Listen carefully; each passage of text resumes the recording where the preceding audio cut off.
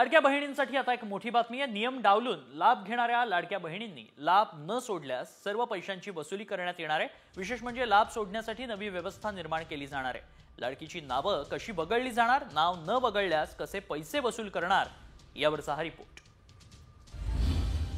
लाडक्या बहिणींनो, स्वतःहून लाभ सोडा।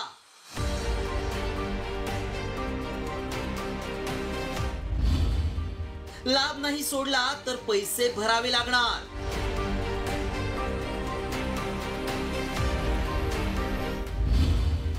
सरकार जिल्हा पातळीवरच नाव वगळणार।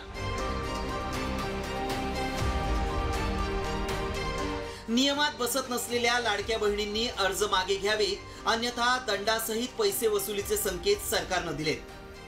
त्यामुळे लाडक्या बहिणींवर अपात्रतेची टांगती तलवार आहे। नियमाबाहेर लाभ घेतलेल्या लाडक्या बहिणींना योजनेचा लाभ सोडण्यासाठी सरकारकडून आवाहन करण्यात येणार आहे। तर लाभ सोडण्यासाठी जिल्हाधिकाऱ्यांना पोर्टल लॉग इन दिलं जाणार आहे।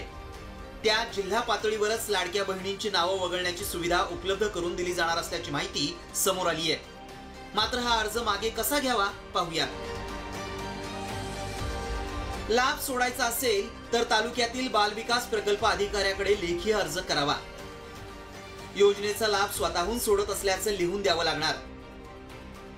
जिल्हाधिकाऱ्यांच्या लॉग इन वरून अर्जातील नावं वगळण्याची प्रक्रिया केली जाईल।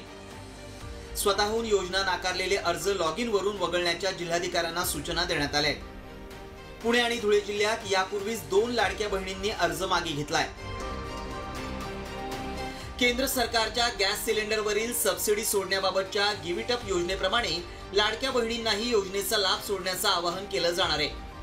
इतकंच नाही तर ज्या लाडक्या बहिणी नियमाबाहेर लाभ घेत आहेत त्यांनी अर्ज मागे न घेतल्यास त्यांच्याकडून वसुली केली जाण्याची शक्यता आहे। त्यामुळे राज्यभरातील 2,63,00,000 लाडक्या बहिणींपैकी किती लाडक्या बहिणींचा पत्ता कापला जाणार, याबरोबरच आतापर्यंत 6 महिने नियमाबाहेर लाभ घेतलेल्या लाडक्या बहिणींबाबत सरकार काय निर्णय घेणार, याकडेच लक्ष लागलंय।